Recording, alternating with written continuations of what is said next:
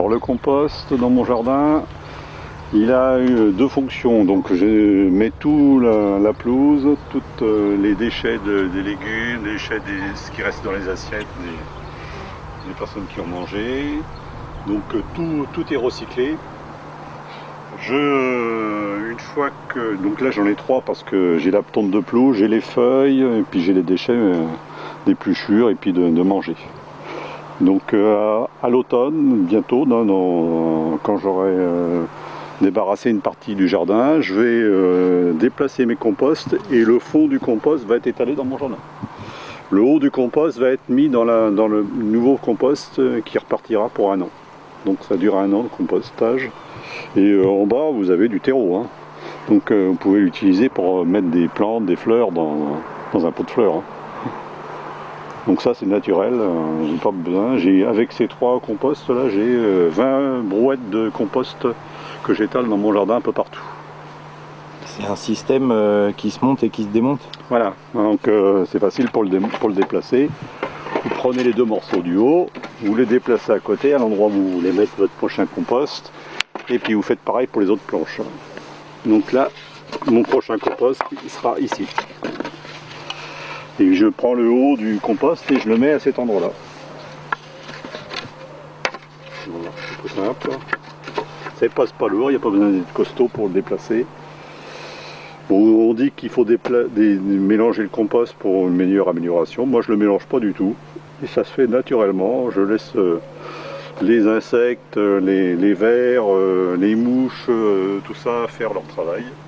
Donc il n'y a pas d'intervention du tout de l'homme au niveau du compost. C'est uniquement les insectes et les vers et la nature en fait qui fait le travail tout seul. D'ailleurs on le voit bien, c'est pas les mêmes insectes quand j'enlève le compost. Au début j'ai un certain type d'insectes, après j'ai un autre type d'insectes, après j'ai un autre type. Chacun a son rôle particulier et décompose la partie qui lui reste à lui dans le compost. Puis ça c'est le tas de branchage que j'envoie à la déchetterie. Avant je brûlais ces branchages, mais bon, les voisins n'étaient pas très heureux de voir ma fumée. Donc maintenant je les envoie à la déchetterie, ou peut-être que dans un avenir ultérieur, je broierai tout ça et ça ira dans mon compost. Donc c'est un projet ça à long terme. Broyer tous les branchages et puis les recycler et de m'en servir aussi comme compost. La pluie donc est recyclée dans des tonneaux, donc c'est de l'eau de pluie tout ça. Donc de chaque côté de mon toit de maison j'ai un réservoir comme celui-ci qui me permet après avec des arrosoirs de l'amener dans le jardin. Une fois que qu'ils sont dans le jardin, après j'ai plus qu'à arroser. Donc je vais avoir 11 bidons de 200 litres, ça fait 2200 litres d'eau.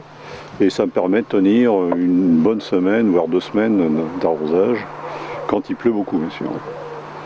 Donc en été c'est plus difficile, je suis quand même obligé de remplir un petit peu mes bidons avec l'eau du robinet.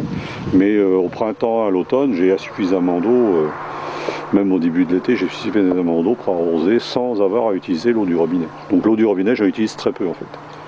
Pratiquement c'est que de l'eau de pluie. L'avantage c'est que l'eau là elle est dehors, donc les oiseaux peuvent venir boire, ils ont de l'eau pour boire, donc ils mangent moins les légumes. Parce que je me suis aperçu que quand ils mangeaient les tomates c'est parce qu'il manquait d'eau. Donc comme ils ont de l'eau, j'ai toujours des bidons qui sont pleins à ras-bord, comme ça les oiseaux peuvent manger. L'avantage aussi c'est que l'eau est chaude, donc quand j'arrose le soir, l'eau n'est pas froide, ça fait pas un stress à la plante au niveau de l'arrosage. Voilà.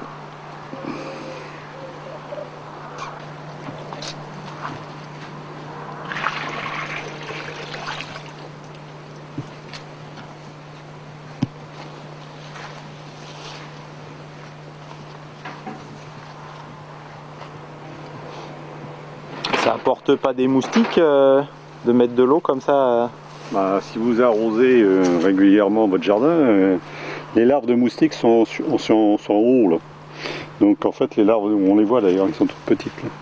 Les larves de moustiques sont là. Mais si vous arrosez, vous prenez l'eau, donc c'est pour ça qu'il ne faut pas laisser l'eau stagner.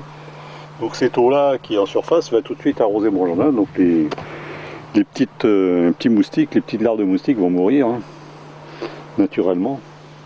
Mais c'est vrai que si vous laissez votre eau pendant des jours et des jours et des mois au même endroit, vous aurez des moustiques. Mais faites donc c'est pour ça que je fais un tour de rôle, c'est-à-dire que je fais pas toujours le même bidon que je vide. Je fais toujours un cycle au niveau des bidons d'eau de pluie pour que les moustiques disparaissent. Hein. Mais ils sont là naturellement. Hein. Donc il y a un moustique qui est venu venir pondre ici et puis on en voit avec différents stades. Il y en a des plus grosses ou des moins grosses. Moustiques.